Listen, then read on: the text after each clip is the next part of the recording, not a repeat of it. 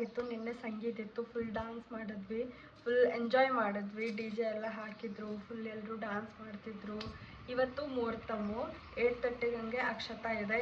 ಇನ್ನು 8 o'clock ಆಗ್ತಿದೆ. So ನಾನು ರೆಡಿ ಆಗ್ತಾ ಇದ್ದೆ. I am almost ready. So this is how my south Indian looks.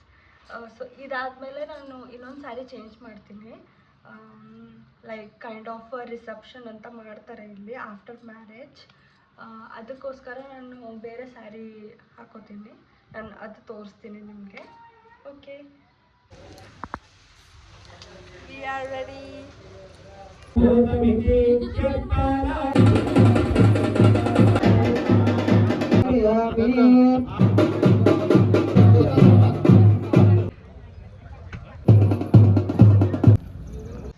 I'm back home now. I have to get ready for the second saree.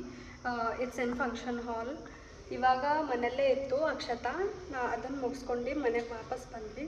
ಮತ್ತೆ ಹೋಗಬೇಕು. ಅದಕ್ಕೆ ನಾನು change ಮಾಡಬೇಕು. ನಂದು wait, I will show you my look. So this is half sari, ಪಟ್ಟು lehenga, whatever you call in your state.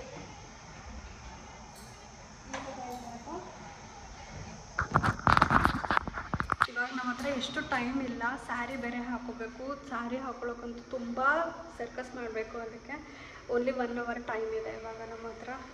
So I have to get ready. See you guys later. Bye. Marriage ಚಾರಿ ಇದ್ದ subscribers ಭೀ unsubscribe ಮಾಡಕ್ಕೆ ಖರೆ ಈಗ ಚಂದ ಮಾತಾಡು. ಎಲ್ಲಿಗೆ ಹೋಗ್ಲತ್ತಿದ್ರು? We are going for marriage. Whose marriage? Our friend marriage. Vidyashi's best friend marriage. Yeah, Vidyashi's Kavya Kore. हाँ, मेरा ಅದು ಹೇಳ್ಬೇಕು. Vidyashi's best friend. ನಾ ಮೇನ ಅದು ಹಂಗ.